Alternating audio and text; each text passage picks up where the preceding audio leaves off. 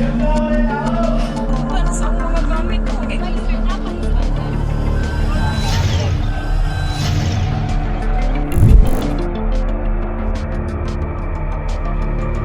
Mga kapuso, nakatutok pa rin kayo sa Lindol sa Mindanao, unang Hirit Special Coverage. At patuloy po nating babantayan ang iba't ibang bahagi ng Mindanao na niyanig nga ng 7.8 na lindol. Ngayon po umaga, pinuntahan po natin ang isa sa pinaka-naapektuhan dyan, ang General Santos City. At naroon po ang mga kasama natin na sina Susan at Sean. Susan, Sean, go ahead. Yes, Ivan, Maris at Igan, dito pa rin kami ni Sean sa General Santos City. Exact location natin dito sa Jensen Medical Center para makita natin at napakikita ho namin sa inyo yung sitwasyon. Ito ho yung mga kapuso natin dito, mga pasyente po na inilabas yan. Dahil nga kagabi medyo malakas daw yung mga aftershock. So kailangan ilabas sila dito dahil syempre nag-aalala din sila, natatakot din yung mga pasyente kaya kailangan ilabas sila.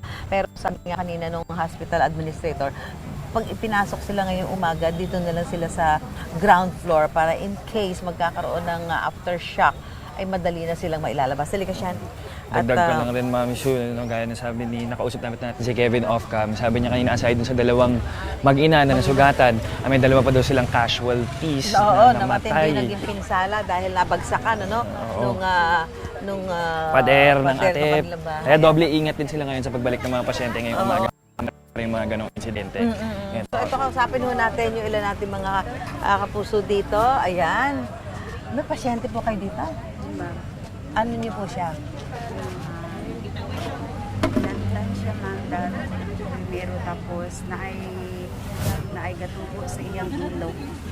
mga tayong sakit. Unsa na siya kadugay diri sa Jensen Medical Center? Bali 6 days na mo diri. 6 days. So gabi katong pagkasugod gid sa linog namo dire. Akong anak tapos ako sa among balay sa Sigil pagpa-process unta ko sa iyang PhilHealth mato. Paglinog dagan may paingon diri pag abot namo diri akong anak naabsan ako sila dito na sila sa likod sa may building so, Nakagawas naman sila dayon. Oo, nakagawas sila sir. Kamo tay unsa man yung gibati karon tay na human na linog unya karon at least nakagawas man mo. Medyo okay sir pero napay murag nakakabahan gamay tapos i-pray namo sa Ginoo nga kanang sa karon na mi sa safety magpasalamat mi sa Ginoo kay naka-survive na ang katong trahedya pinaagi sa linog kahapon. Pero karate asa man yung balay ten? Sa Sigil sa may Barangay Tinuto, Maasim. Malakas ba yung paglindol doon? Malakas po? Oo, kusog kaayo ma'am. So naon sa man yung balay te okay ra? Okay ra pero among TV mao to nalagpot ito sa among sala. Yung sinasabi niya na parang yung mga furniture daw nila kung saan daw napunta, napakalakas daw sobrang ng lindol sa bahay nila. Kaya ayun, pero ngayon po nagpapasalamat na sila na nakalabas sila. Kasi pagdating niya daw dito, Nasa labas din. nasa labas na daw yung anak. Dahil nga sa may mga aftershock. Salamat po ha. Halika siya, hanap pa tayo dito. Naku, eto ho, nakikita ko dito kasi syempre ang kahilangan nga ilabas yung mga pasyente. Meron ako nakita dito kanina, merong baby. May baby. Nay, kumusta po kayo? Bagong panganak ka? Anak? Kailan ka nanganak?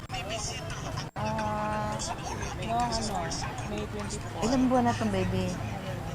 Mag 2 weeks pa lang po. Mag 2 weeks pa lang. Kumusta kayo nung magkaroon ng Kauban ni mo si baby te katong pagsugod sa linog. Oo. Kumusta? Actually, kaming dalawa. May baby rin kasi. Nanganak din siya. Nung may mga aftershock, anong naramdaman mo? Takot. Kulba ay kulba. Kung ba ba ni pinakakusog nga linog diri te? Sa akong naanuhan, mo ni para sa kuha. Kung gikan pag-abot na ko diri 2017. Gikan ato. Mo ni akong naanuhan nga linog diri. Nga mo'y kusog para sa kuha lang. Asa ka ato te katong pagsugod sa linog. Namo dire karon sa sulod. Anong floor kayo? Third floor. Third floor, oo. So, yun yung, 2 weeks pa lang ho yung baby. 2 weeks pa lang yung baby. Eh, sabi nga kanina ni Kevin, di ba, Sayan, yung mga pasyente ho na inilabas dito, ay hindi muna iaakyat gayet si ate 3rd floor ka. So, hindi muna sila iaakyat sa mas mataas na palapag. Dito muna sila sa ground floor dahil nga may mga aftershock pa. Para kung sakali yung magkaroon ng aftershock at kailangan silang ilabas ulit dito, mas mabilis na ho. Di ba? Sabi nga rin ni Mami din na parang, kasi dito sa Jensen,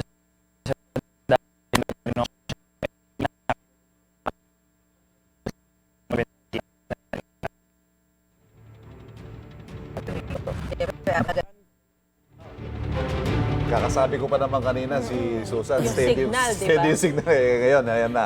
Medyo nagkakaproblema na tayo sa signal. Pero meron kang inaalala dyan. Oo, ang iniisip ko lang dyan, okay sila ngayon dahil maganda panahon at hindi pa mainit. Paano kung tiring ang araw o kaya kung umulan? Saan kaya sila ililipat? Tsaka ang isa pang concern dyan, yung mga nasa ICU ba? Sa hospital na yan, meron Yes. ba sa ICU? Di ba syempre, Temporary constant lang. na ano yun eh, di ba? Tapos siyempre Oxygen, kailangan mo dyan steady lahat. na kuryente, Oo. na reliable, o yun.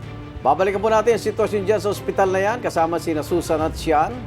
Babalik po unang hirit.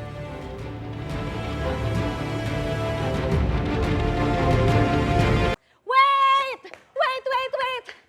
Wait lang! Huwag mo muna i-close. Mag-subscribe ka na muna sa GMA Public Affairs YouTube channel para lagi kang una sa mga latest kwento at balita. I-follow mo na rin ang official social media pages ng Unang Hirit. Thank you! O sige na,